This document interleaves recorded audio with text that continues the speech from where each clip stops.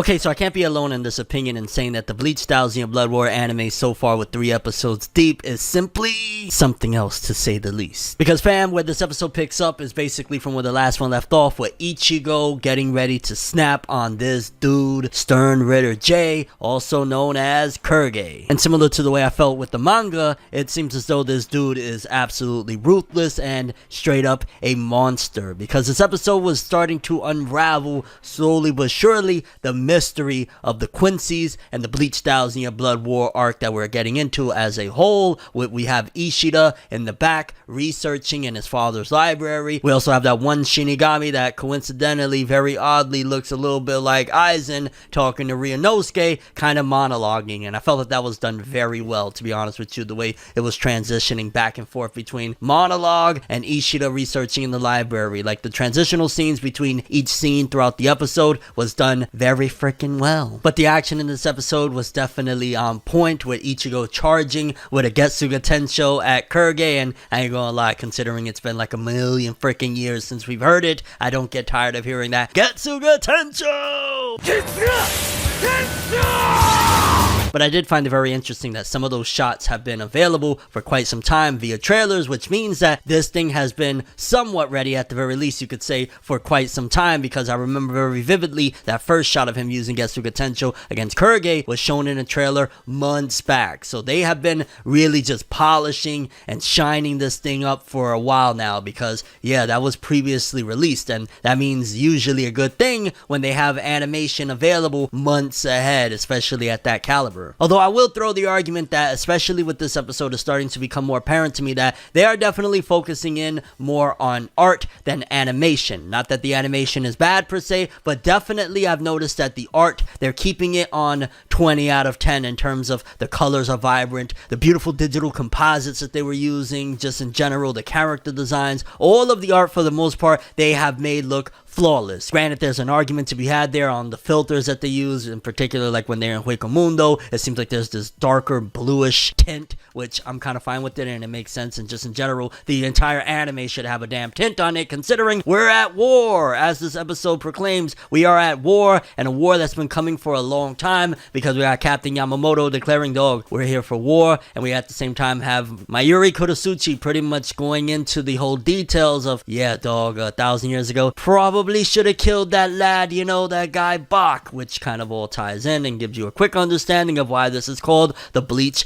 Thousand Year Blood War. Essentially, back in the day, as previously established, but there's more to it than even that, the Quincy's and the Soul Reapers, the Shinigami, were at each other's necks. They had problems, and essentially it was that the Shinigami kind of wiped them out, and basically it seems as though they're back for revenge. So you can't really throw the argument that one is the good guy and one is the bad guy, and that's honestly the truth about any war, pretty much. For the most part, there's good and bad in both sides, but at the end of the day, they're both fighting for a just cause. At the same time, the Quincy's, you could throw the argument, hey, you're back for vengeance. They're just trying to survive. But then again, they did you dirty 1,000 years ago, dog. They should have never let you breathe. I love how Uryu's father, the entire time as he's looking through the library, keeps on just telling him, dog, it's not your problem. Why are you worried about it? And Uryu's there desperate, but no, you know, mom, and oh, what happened with the Quincy and stuff like that. And Ryuken's just there like, not your problem, fam. Why are you even doing this, dog? We don't care. I don't care. And the whole connection to Uryu and his father really comes in a major way, especially when Ichigo is fighting against Quilge, where Quilge is like, dog, this power is something that you ain't seen before. Like, yeah, that Uryu guy, yeah, Ryuken, you know, the Ishida, all of that cool stuff. They have that power. That shit is antiquated. He's been running with some power that has been antiquated for like 200 years now. The things that we're using is on another level, which is why Uryu doesn't transform into an ugly beast or anything like that when he uses his Quincy powers, but they do, because at the end of the day, they're pretty much using something that is a modified capability of what Uryu uses with the arrows and all of that good stuff, which kind of makes you think, okay, so wait a minute, this entire time Uryu is like a really powered down version of the true capability of the Quincy's, so what the hell are we facing here? I mean, at the end of the day, you gotta think, Ichigo has been through hell and back from all the way in the beginning of Bleach till now, so he's definitely a billion times stronger than when he first started, and he's having problems with these people, which means that,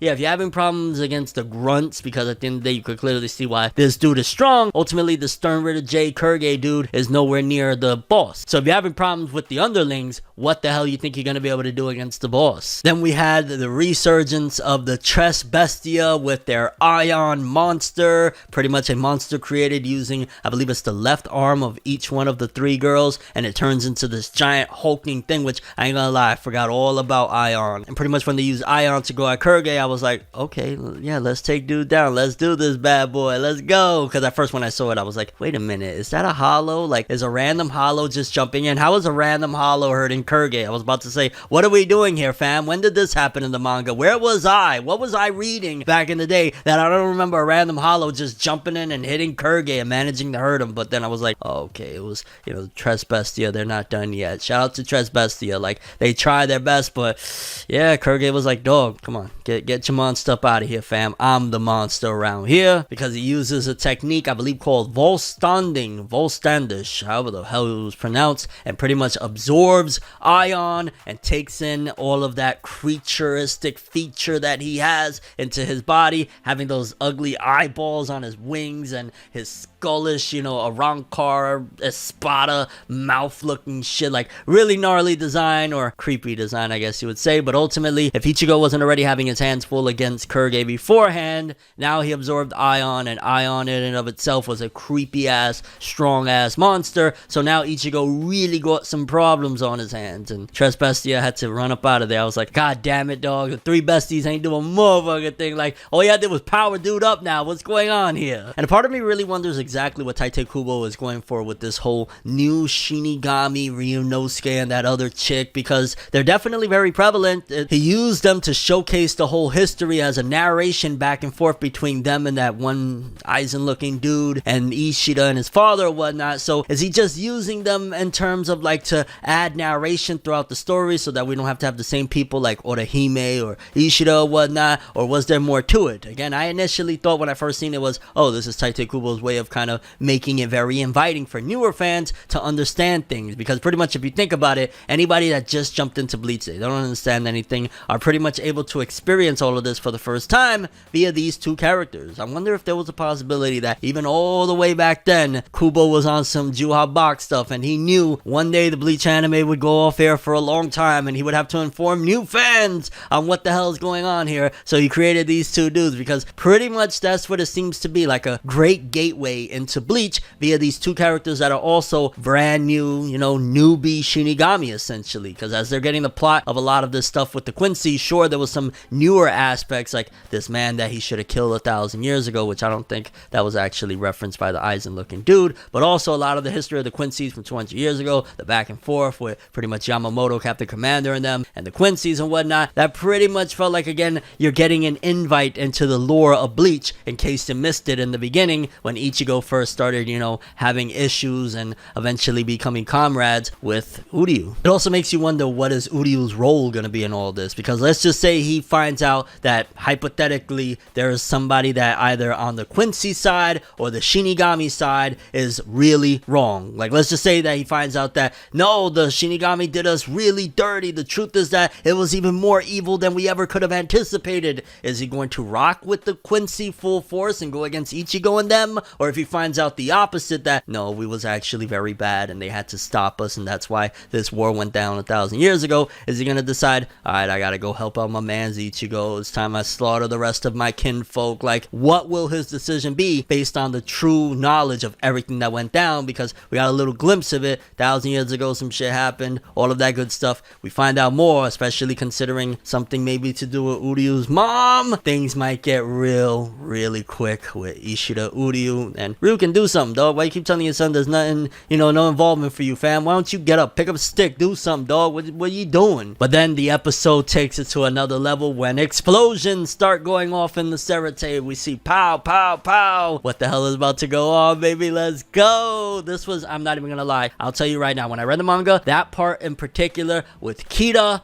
as things are exploding all around. We're like, what the heck is happening? We're seeing all of a sudden these freaking people are coming through the gates, and Kita just gets half of his body blasted away right there. I'll never forget, that was when I actually fell in love with this arc, the Bleach Thousand Blood War, because I was like, dog, they're doing so much more than even Sosuke Aizen, one of the troll kings, you know, the visionary of how to freaking do things himself, one of the greatest villains in shonen anime and manga history. Like, they're actually getting it done. They're invading the Seritei. They're having Reishi exploding from the ground thanks to this Juhabakai, and then on top of that, they blew through half of freaking Kita there, like just showcasing, no, there's carnage that is going to ensue. Like, this is not going to be a cakewalk. This is not going to be like, hey, stay out of our garden. Like, no, we're here, we're ready to conquer. And some of these character designs look awesome. If you don't know about them, you're about to know about them. I'm just gonna say this, Asnod, I'm ready to see you throw down, baby. Oh my god, this episode of Bleach yet again raising the stakes, expanding into the lore even further. This whole, you know, battle that's been going on for basically 1,000 years ago between Captain Commander Yamamoto and this guy. Again, his name is Bach.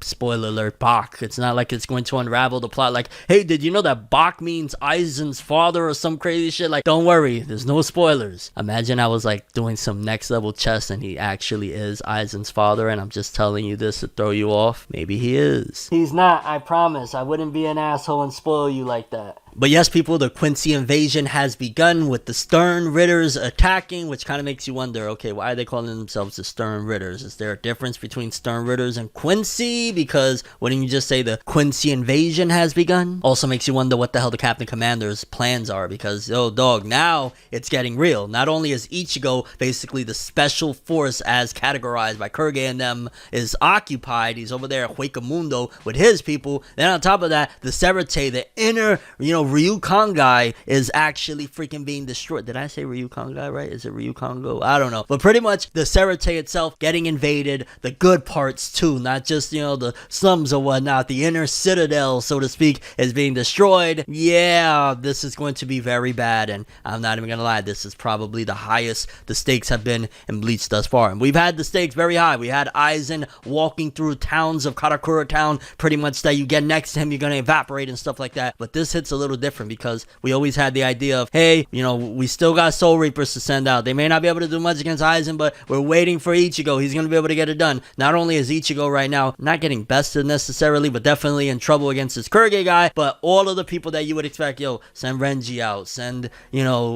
Ikaku out, they're all right now occupied with the invasion of the Seritei. They're going to have to battle at their own home, and it's going to get deadly and violent. And this was a freaking awesome episode. If there was any criticisms I would have, it would definitely be that maybe the animation isn't as 20 out of 10 as I thought it would be. It's pretty much like, again, because some people can't differentiate the difference, the art is 20 out of 10. The animation, the movement and whatnot, sometimes feels like there's a little bit of weight lacking to some of the movements and the impact and whatnot. So I could definitely see that at the end of the day, Studio Pierrot is still like, hey, we're not MAPPA, we're Studio Pierrot, and we're gonna show you that by letting you down in some aspect or another. But still amazing episode, still awesome action. The story itself, like, this is a Bleach Thousand Blood War, and at the very least for a long while into it, there's damn near nothing to complain about. Kita, dog, Kita, what are we doing here? Let me know what you guys thought about this episode though. What do you think about this whole war that's been going on between the Quincy and the Captain Commander and the Seritei and Shinigami? What are your thoughts on them invading the Seritei in general, and how do you think this is all going to go down? Ichigo versus Quilge. Again, Ichigo, you really gotta take this dude down, dog. They kind of need you right now back at, you know, the Seritei. I was gonna say at home, but that's not his home. They need you at the Seritei, dog. Get your ass back there immediately. ForneverWorld, and as always, people, have an awesome day. Subscribe and hit that bell.